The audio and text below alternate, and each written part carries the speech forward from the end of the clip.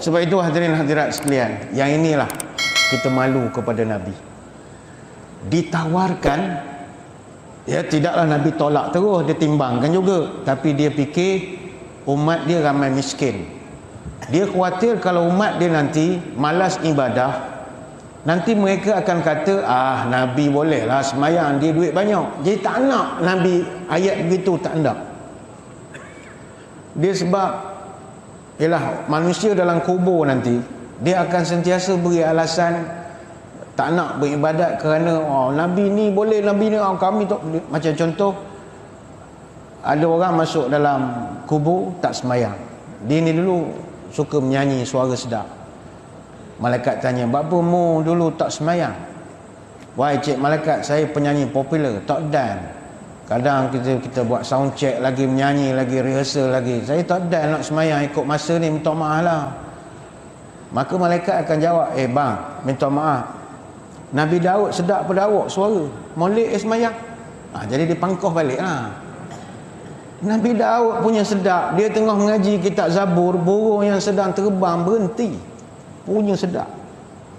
Terbalik dengan kita tengah membaca Quran, burung yang tengah berhenti terbang, tak sedap langsung bacaan, sumbang. Tapi elok oleh semayang. Jadi malaikat sedap nak membidas balik. Datang mayat yang kedua, "Ngapa tak semayang?"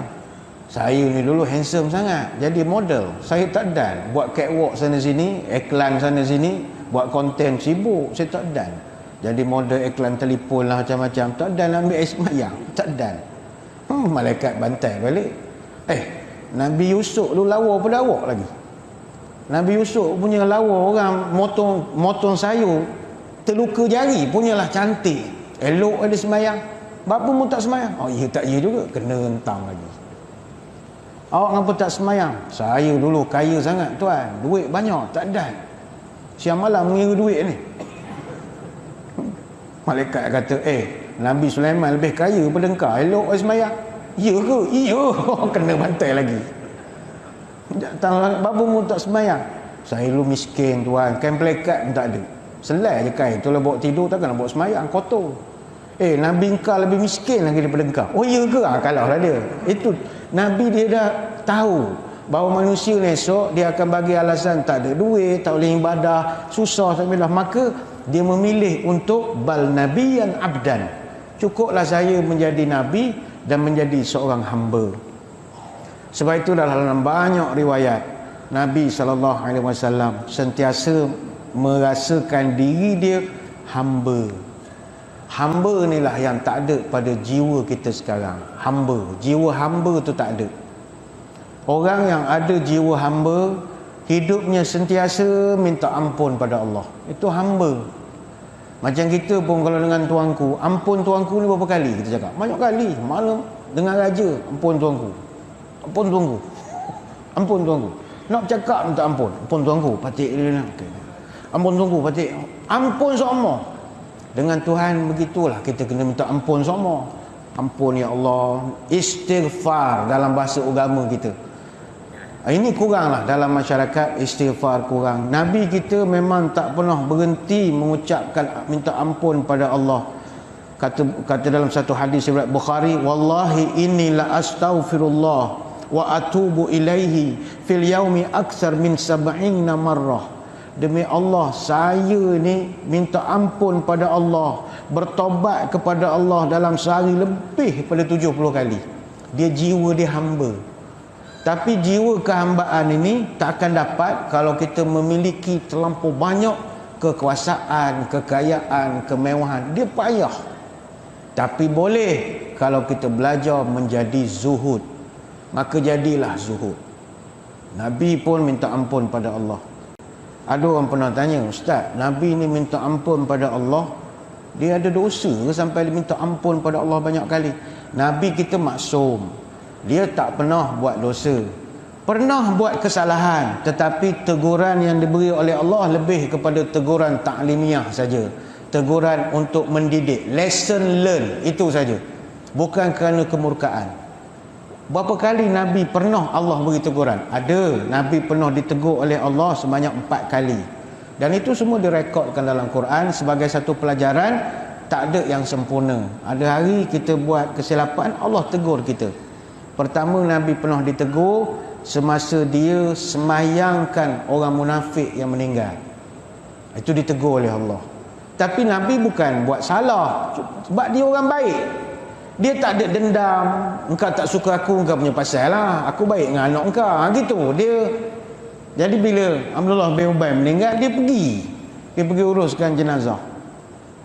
Sehingga kan bila Abdullah bin Ubay, anak pada Abdullah bin Ubay, sahabat baik Nabi Islam, datang beritahu, ya Rasul, abah meninggal dah. Datanglah ke rumah, urus jenazah. Yelah, ambil jubah, buat kain kapan dia. Punyalah baik, boleh ambil jubah, buat kain kapan. Maka kata Umar, fa shalla alaihi Rasulullah fa anzalallah azza wa jalla surah Taubah. Ayat ke-84 turun, kata Umar Al-Khattab selepas Nabi menyemayangkan jenazah Abdullah bin Ubay. Allah Ta'ala tegur, wala tusalli ala ahadim minhum matan abada wala taqum ala qabrih. Jangan sekali-kali engkau semayangkan jenazah orang ini dan jangan kau berdiri pun kat kubur dia. Mana Allah tegur lah, jangan buat lagi. Tapi kita tidak kata Nabi buat kesalahan. Nabi dia jenis tak kelahi dengan orang. Yang kali kedua, Nabi pernah dapat teguran daripada Allah kerana dia agak bertoleransi dengan orang-orang munafik yang minta excuse untuk tak pergi perang. Bila Nabi keluarkan semboyan perang, wajib semua orang join. Tapi ada beberapa orang tertentu, dia datang jumpa Nabi minta excuse. Mungkin macam kita lah, isi borang cuti ke, istilah hermih ke apa, tak minta lulus saing ke apa ke, minta pengecualian boleh tak ya Rasulullah? Kenapa pula orang ni bagi gini, orang ni macam-macam alasan. Dan Nabi ni jenis orang baik. Ada yang bagi alasan ni tak sihat lah apa. Sebenarnya mereka itu tak pergi disebabkan masa tu musim buah. Dalam satu riwayat disebutkan Nabi pernah dalam peperangan Tabuk. Peperangan Tabuk ni tuan-tuan, kata Imam Balah Al-Baihaqi, inilah satu-satunya peperangan yang Nabi memperlihatkan tanda-tanda semangat nak pergi perang. Sehingga Nabi cakap pada sahabat, wahai manusia, aku nak sangat berperang dengan orang Rom. Nabi jarang. Biasa Nabi mana-mana operasi dia pergi, dia relax saja. Dia tenang. Tapi untuk perang Tabuk ni nampak Nabi prepare. Macam kalau kita tu exercise lah, dah start ada senaman, buka-buka bunga silat sikit. Macam nampaklah dia standby lah.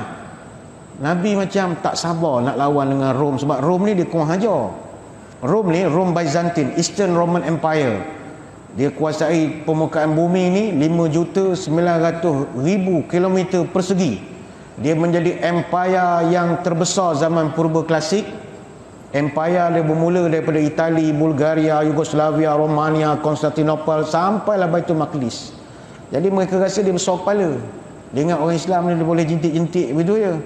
Jadi Nabi pun marah. Nabi kata jangan kurang ajar sangat, kita kena sekolahkan sikit orang macam ni. Jadi Nabi ajak perang Tabuk. Tabuk ni skop peperangan terakhir lah bagi Nabi kita. Dia berlaku bulan Rejab tahun 9 Hijrah.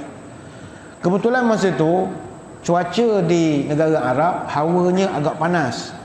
Jadi bila panas, tanah Arab ni satu kelebihan, bila musim panas buah banyak masak. Jadi bila buah banyak masak, orang ramai lebih suka nak menunggu buah-buahan di ladang, di kebun. Masa itulah peraih datang nak ambil barang kita, farmer datang, apa datang. Jadi masa ini pula lah Nabi ajak pergi perang. Kacau betul lah. Jadi masing-masing buat alasan lah, ya Rasul, kita orang tak boleh pergilah kali ni. Kenapa pula? Takut kena heat stroke.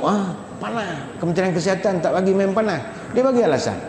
Ada yang kata tak mahu, tak bersihat, perut sebu kebelakangan ni. Nipu je.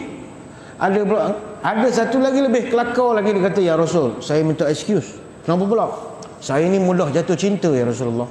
Saya takut orang Rom bawa perempuan-perempuan rambut merah-merah, saya jatuh cinta, saya susah ya Rasul, nafsu saya kuat.